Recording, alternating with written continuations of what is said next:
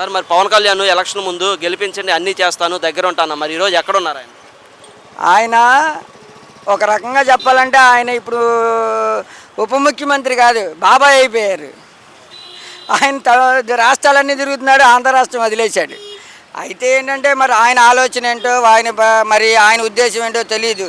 ఆయన ప్రతి ఒక్కరు అధికారులు అంటే నా పరిపాలకులు అంటే జవాబుదారీతనం ఉండాలి, ప్రజలకు సేవ చేసే విధంగా ఉండాలి, సేవకులుగా ఉండాలి, కానీ అధికారులుగా ఉంటున్నారు.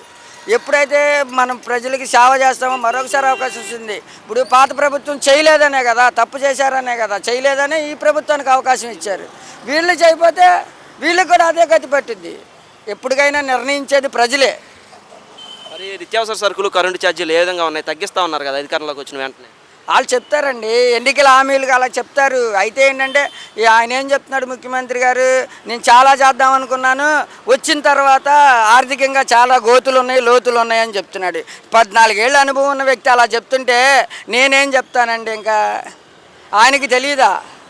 జగన్మోహన్ రెడ్డి గారు అప్పుడు 70,000 కోట్ల ఆదా వస్తేనే ఇవ్వటం కుదరట్లేదు, మరి 1,40,000 కోట్ల హామీలు ఇవ్వటం కుదరదని చెప్పారు కదా, ప్రజలు ఏ విధంగా ఓట్లేశారు? సంపద సృష్టిస్తానంటున్నాడు కదా, సంపద సృష్టిస్తా. అయితే ఒకటి విజనరీ, ఒకటేంటంటే కష్టపడే వ్యక్తిత్వం కూడా మన ముఖ్యమంత్రి గారికి ఉంది.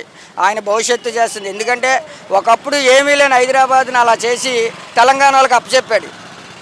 అర్థమై కాబట్టి అంటే అక్కడ భూములు ఉన్నాయి కాబట్టి, అవి పండే భూములు కాదు కాబట్టి, అక్కడ రాళ్ళు కాబట్టి ఎంత కొట్టుకున్నా ఎంత చేసుకున్నా కూడా ప్రజలకు పెద్ద నష్టం ఉండదు. ఈ రోజున రాజధాని ప్రాంతం అనేది పంటలు పండే ప్రాంతం, అర్థమైందా? ఆ భూకంప జోన్లో ఉంది.